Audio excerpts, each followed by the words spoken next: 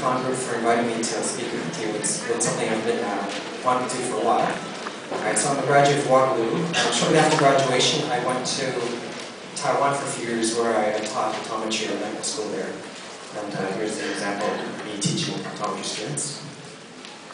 Okay, so when I went to Taiwan, I got to experience a very different type of optical environment.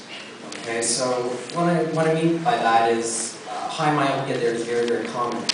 And what would be considered like very high myopia here is average there. So to give you a sense, if I asked a class of 40 students in university, what's your refractive error? I'd have about 2 people say, like basically wear no glasses. About 2 would be between -2 and -3, and the rest, 36 out of 40 literally, would be -5 and up. Okay? With a few -11, 12. Oddly enough, I found very little what we call pathological myopia, which would be like -14, 15, 16, 17. But the lion's share is between -6 and -9. Okay, so what does that mean for people in the optical industry who sell glasses? Well, the main issue you have to deal with, obviously, is thick edges. Okay, when you have high myopia, you got thick lenses, right? And with thick edges, what is the biggest issue? The biggest challenge, I suppose, is cosmetics. Right? Even though everyone there is myopic, right? People in Taiwan, and Japan, and Hong Kong, Singapore, they don't want their glasses to be ugly, right? Just as much as people don't want their glasses here to be ugly. All right? So if you have a means to kind of take advantage of that, right, you'll have people literally walk into your store and they've got a pocket full of money, and if you have a means of making glasses that they're happy with, that money is yours, right? So there are techniques that people do to try to make glasses fit the Asian face, flat nose, or again, the thick lenses. Alright, so it's a cliche. Every challenge is an opportunity. For some people it is. Okay, so this here is the image of one of my students. This is in her optical lab. And you'll see all the equipment there. Obviously, there's like edger, lensometer, and then all tools. So, and she's just busy drilling the lens. And this is a lot of her work is actually what I'm going to be showing you today. All right. So, for instance, okay, this is the the Adidas lens insert. I'm sure you're aware of people who want to wear sports sunglasses, but they don't want contact lenses. All right. So in North America, you go, okay, well, we can make an insert for you. There's the image of the insert with the lens. Okay, this is an image I took. That they sell.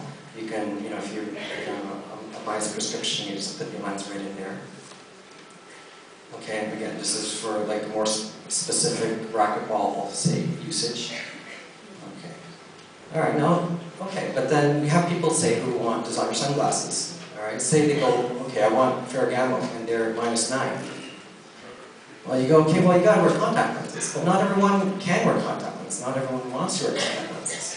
All right, so, but then again, they've got, you got $1,000 sale there if you can manage to get them into those Ferragamos, right? So there are some techniques that are, unique to certain frames. I'm not saying you do this with all frames, but this is just giving an idea of what, these people did is, well, they just piggyback the lens, right? All right, so that's a Ferragamo frame. Okay. And you see it's a drill mount design.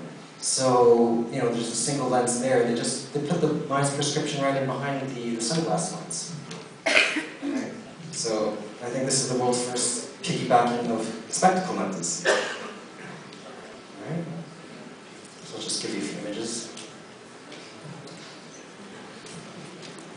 Okay, so minus, that's, this is a very heavy design.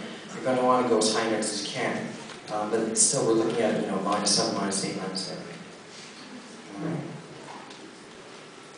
So this is an actual frame that, students of mine dispense in Taiwan.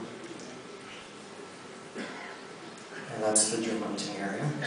So you just gotta, find a longer screw and then you can pop that in. Okay. Alright, so that's from the front, and again, one more lens. I have too many images here, I think. Okay, the other issue is Asian faces, they tend to be very flat, right? Noses, they don't have a nose bridge. So the vast majority of plastic frames just don't fit on Asian faces. I know for myself. I mean, my nose is not that flat. It's a bit more, it sticks out a bit more than a lot of Asians.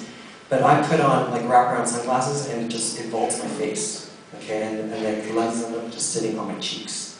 Okay, so it's a bit annoying. And basically that happens to almost a lot of Asians, and not just Asians, but anyone with flat noses, right? Here's an example of a pair of glasses that are just that really are out of too low for her. This is a better fitting frame, but it's a bit lower than we'd like it to be. Ideally, that'd be a little bit higher. So we'll go into that in a bit of detail, but we can categorize frames that are way too low and frames that are just a bit too low. All right. So okay, here's another example.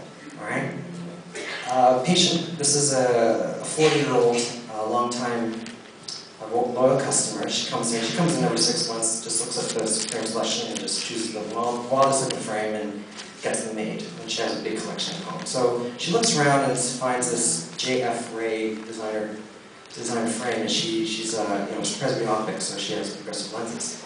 She goes, okay, I want this. And of course she puts them on and it just doesn't fit. All right? Now, typical metal frames, you can adjust the nose piece, right? Because it's sticking on a guard arm. Well, this guard arm is 2 millimeters long, right? So, you can't do much there. So, then she says, I'm going to buy it, you got to make it work for me. Okay, well, you can't do anything on the guard arm, so is there anything you do with the nose pads? So have a look. Right? Proprietary design, they're very thin. So we were talking about piggybacking earlier, right? Well, again, this won't work every time, but let's try piggybacking nose pads, right? So they just remove that little outcropping there is called a nose pad post. I have to look that one up.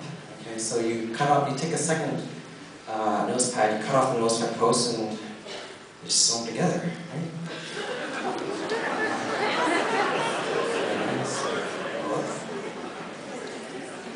So you just go on one side, do a loop, and then go back on the other side, do another loop, and then tie.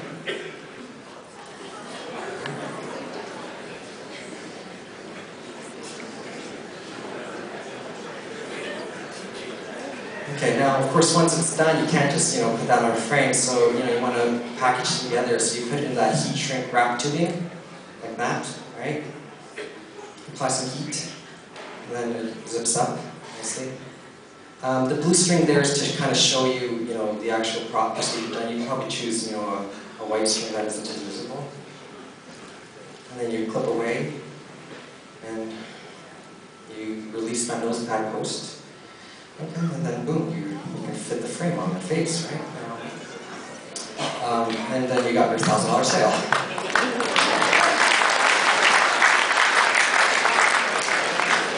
I should really thank the optician who did this. I don't have to know how to do this. Right? But yeah, it's kind of cool, right? So that's what we had. So, and she had this, I was looking at that, I was thinking, there's no way, that'll really hold. She worked for 2 years, right? Like, they worked for 2 years at least, and, okay. All right, so some other issues. Modern frames. Most of you will know that modern frames are not designed by opticians, it seems, right? Who knows they're designed by, because you can't put lenses into them sometimes, right? Unique demands. The most unique demand is that they want, I want unique glasses. They have money, and can make glasses that are, different than everyone else's. Unique fits. Some people have, really odd anatomy, like their ears are too high or too low, or and with progressive lenses these days,